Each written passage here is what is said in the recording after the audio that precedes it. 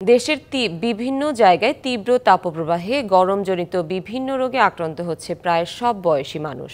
হাসপাতালে প্রতিদিন বেড়ে চলছে রোগীর চাপ, দেখা দিয়েছে শয্যা সংকট। এই অবস্থায় প্রয়োজন ছাড়া শিশুদের ঘরের বাইরে বের না করতে পরামর্শ দেওয়া হয়েছে। সারা দেশ পুড়ছে তীব্র তাপপ্রবাহে, উত্তাপে নাকাল জনজীবন।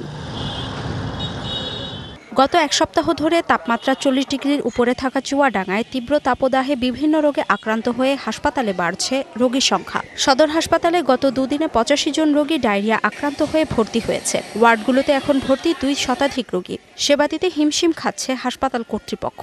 ফ্লোরে আমরা সব এই কষ্টের মধ্যে দিয়ে আমরা রয়েছি। প্রচণ্ড গরম, ফ্যান নাই, ডাক্তার দেখাশোনা নাই।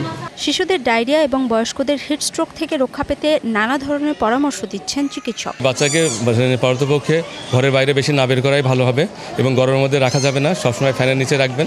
বাচ্চাকে ঢিলে ঢালা পোশাক পরাবেন।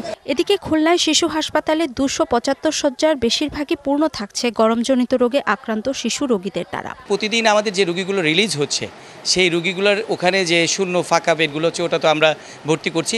বাকি যে রোগীগুলো আছে তাদেরকে আমরা চেষ্টা করছি বাসায় দেওয়ার জন্য, চিকিৎসা দেওয়ার জন্য। ডায়রিয়া, ঠান্ডা, সর্দি, কাশি ও নিউমোনিয়ায় আক্রান্ত হয়ে ময়মনসিংহ মেডিকেল কলেজ হাসপাতালের শিশু ওয়ার্ডে প্রতিদিন গড়ে ভর্তি হচ্ছেন 120 থেকে 170 জনের মতো শিশু। শিশু ওয়ার্ডে 70 শয্যার বিপরীতে ভর্তি 5 শতাধিক রোগী। বুক এক্সরে করছি, ওই এক্সরে করে দেখছে নিউমোনিয়া হয়ে গেছে। পরে নাম দিলে এক রাতে তাকিয়া পরে আয় পড়ছি না।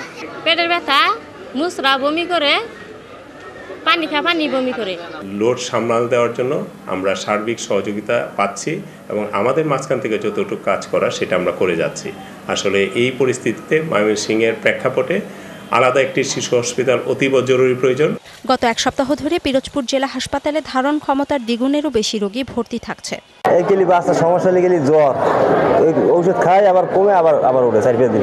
পিরোজপুরে ডায়রিয়া সহ গরমজনিত রোগে সবচেয়ে বেশি আক্রান্ত হচ্ছে ভান্ডারিয়া ও নেসারাবাদ উপজেলার মানুষ।